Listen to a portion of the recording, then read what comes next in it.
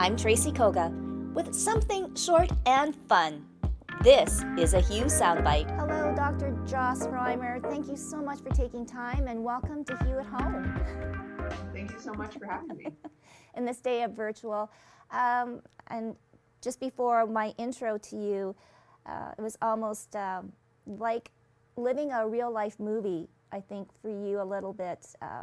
These last, months that we've been living, nobody could have predicted this. And I guess my first question to you, Dr. Reimer, is I guess your own personal journey on how you've become to be the medical lead for Manitoba's Vaccine Implementation Task Force. That's a mouthful of a title, too. I know, isn't it?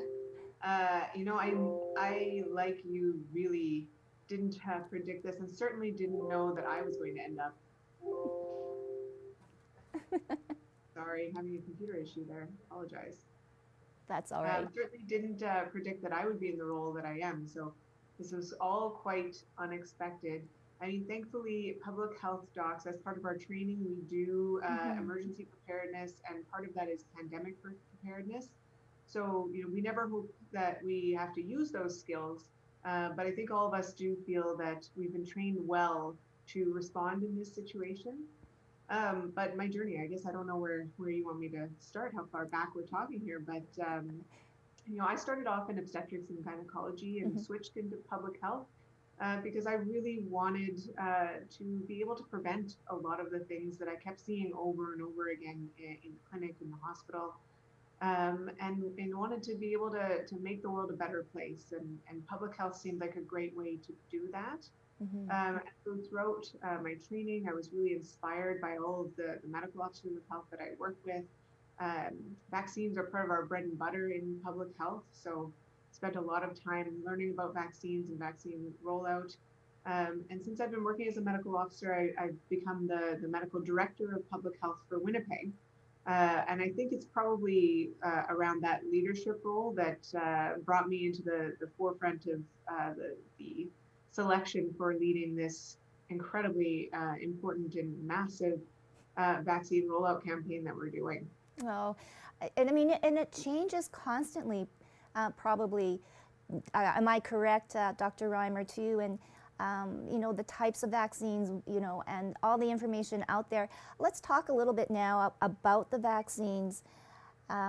All of the ones that are out there, and I guess maybe dispel any of the myths, and obviously, you've seen that and heard that, whether in the news or in social media, and how much has social media been a hindrance or a help in all of this?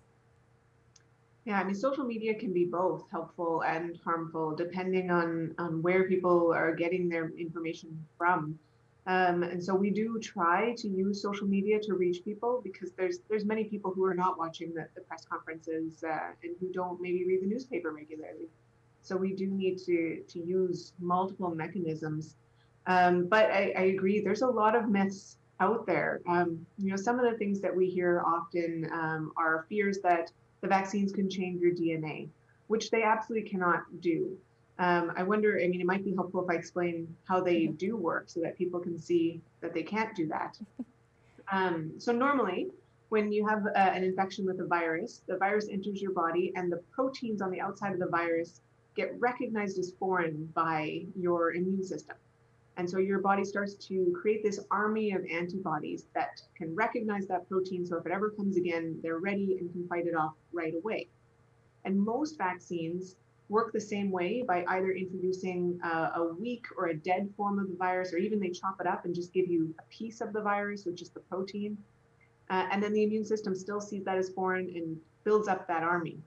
But these vaccines work a little differently, and they're really smart new technology where what they do is they send in what's called messenger RNA, which is like almost a recipe card or instructions.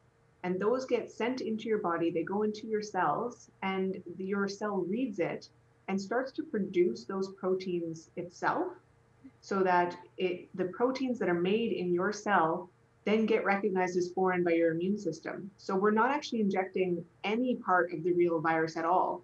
It's just that little instruction sheet that teaches your cell how to make those proteins temporarily so that we can trigger that whole immune response. So it's really interesting.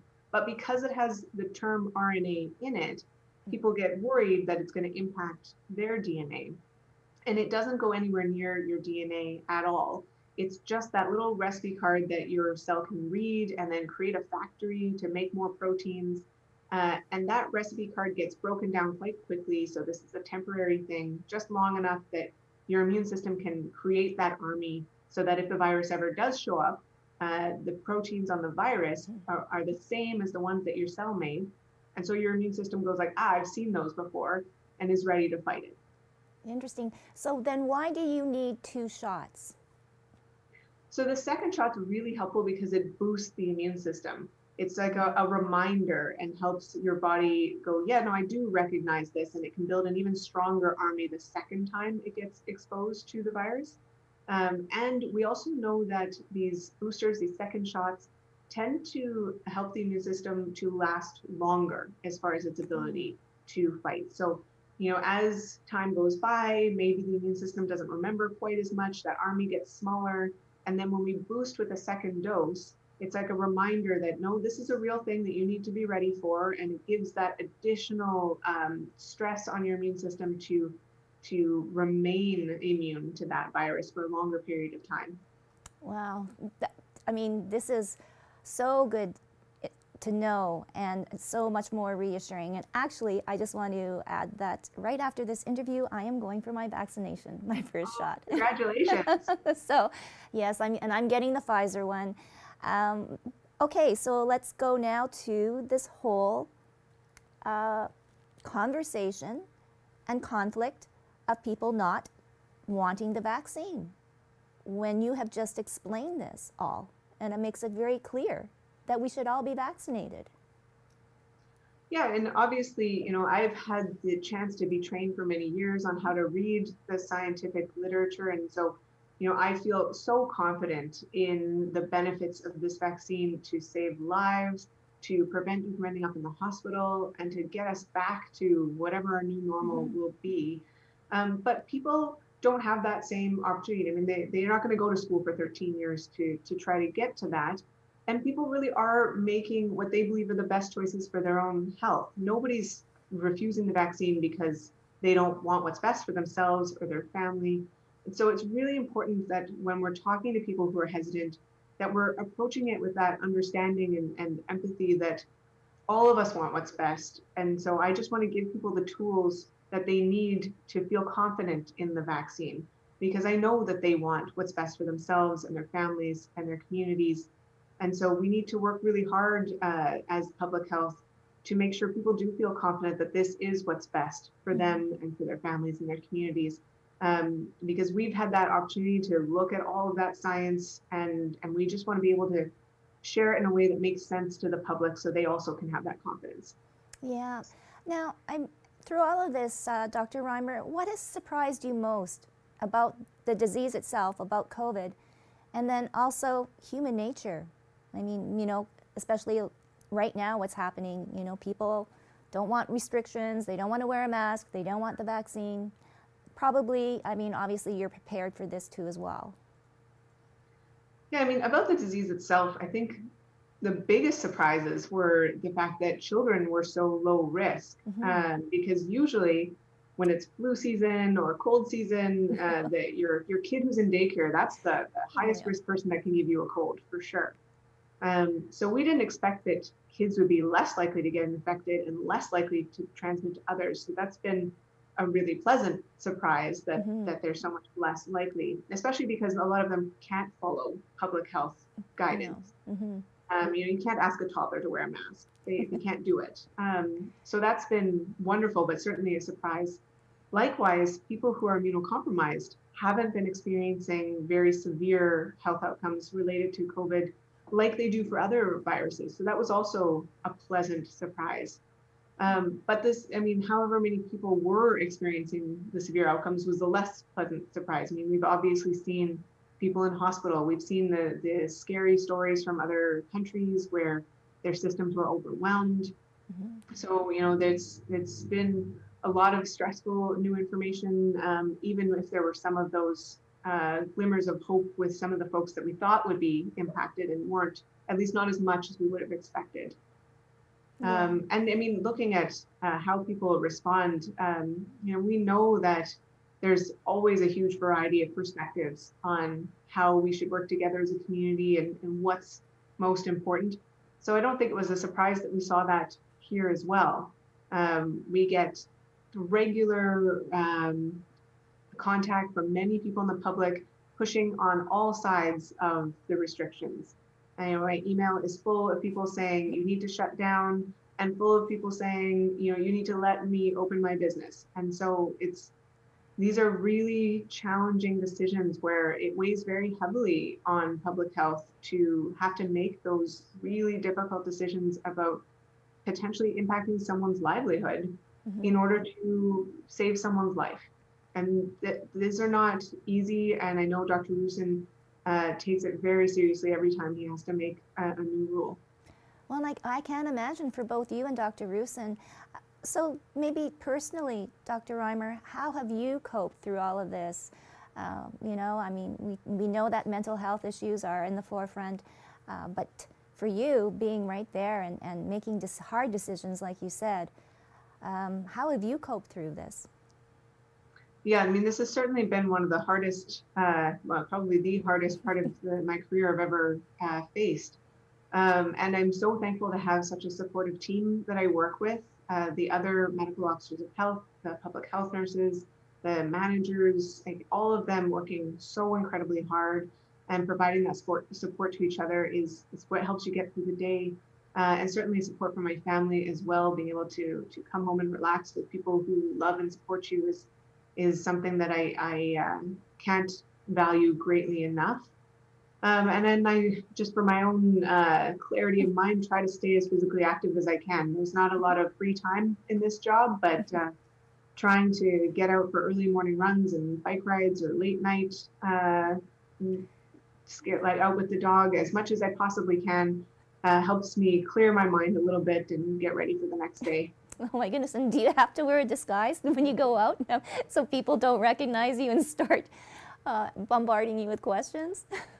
Yeah, I mean, that was one of the least expected parts of my whole life was to be recognized while I was out for a run. So that has happened, but I never would have thought that would be my new life.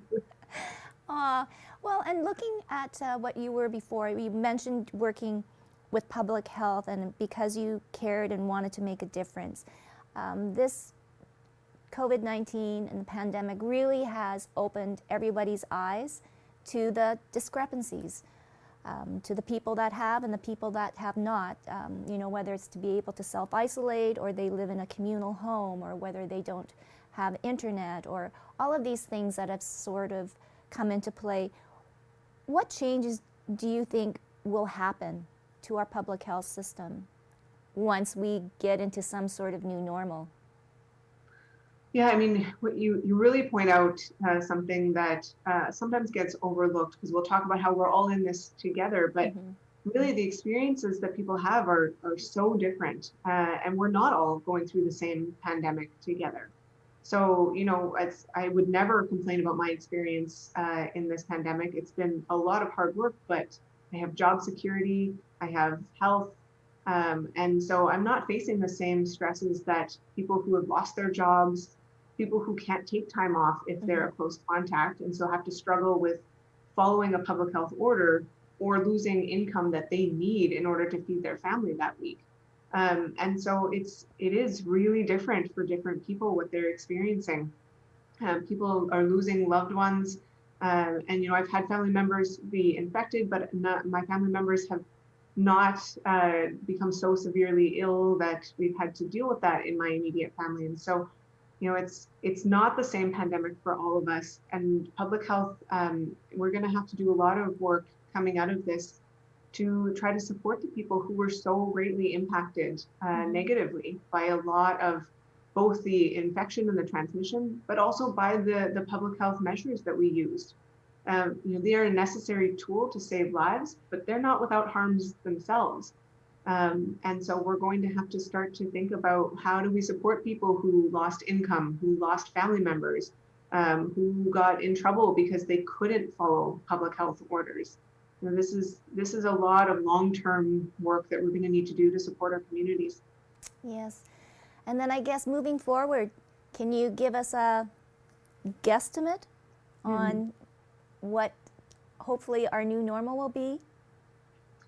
Well, I mean, one of the things we're starting to see that's really encouraging is that since we've been 18 plus for vaccine eligibility in the north, we're already seeing the numbers come down. The rest of the province is going up in this third wave, but northern Manitoba is not. And so that's so exciting to see that the vaccines, are starting to move us in the right direction. And so once we get a lot of Manitobans immunized, we'll be able to start moving back on some of those public health orders and start getting to spend time face to face with our friends and families. But it's not going to be just a sudden switch and back to pre-COVID. It's going to be a little while before we start having big events, and there's going to have to be conversations around how we can run those big events in the future. I think one of the good things I hope that sticks from this pandemic is that people stay home when they're sick. There was a lot of pressure at jobs to work even if you're sick. And I don't think that pressure is going to exist the same way, at least in the near future, that people feel they have to go to work even when they're sick for most people. And so, I haven't had a cold since, it's probably been a year now. And that's been wonderful to not have had to have a cold. And so hopefully that's one of those things that becomes a new normal, that we respect sick time and that we make sure that people have paid sick time, because we want to make sure that they can stay home when they're sick in a way that protects them and protects their families. I think masks aren't going to go away immediately. And we'll have to figure out how those integrate into new society. And maybe it'll be more like what we've seen in some Asian countries, where people wear them when they're in close proximity or when they have an illness, as opposed to all the time. So lots of things that might be different, and we'll have to wait and see exactly how all of this lands. Oh, well, it certainly has been, definitely a learning experience, both for personal and also as a citizen. For you, Dr. Reimer, I know we're not out of it yet, but what have you learned personally about yourself that you didn't know beforehand going into this? Oh, yeah, that's a tough question. It's hard to even take a moment to self-reflect these days. It's so much of the go, go, go. But I mean, I hope that I learned a bit about my own resiliency to be able to keep working. People have very strong feelings about the actions that we do. And so to be able to keep working hard when people are not happy with some of the public health responses is something I've learned that I'm able to do. But also making sure that I'm hearing people and listening and learning from their experiences, so that we weigh out the perspectives that people in Manitoba have with all of these decisions as well. So yeah, I think I'm learning that I can't wait to someday get to have a vacation again, but I don't know when that'll be. Well, and I must say that your Spanish and your French are amazing.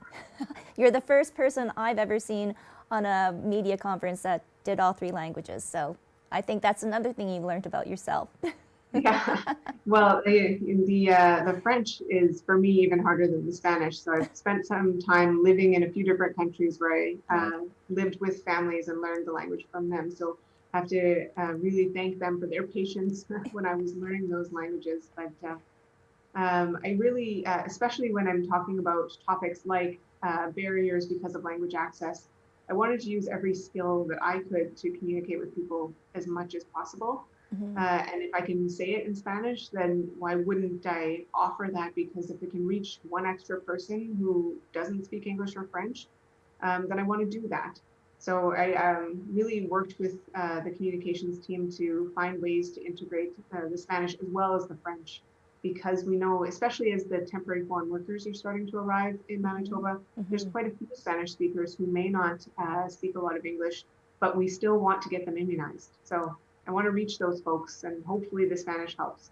Oh, definitely. Well, you know what? Thank you so much for spending this time with us, Dr. Reimer.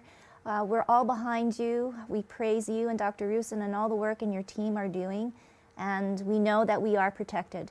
And you can go to the website ProtectMB.ca and book your appointment and find out all the information you need on the vaccines. Thank you so much, Dr. Reimer. Thank you so much for having me. This was great.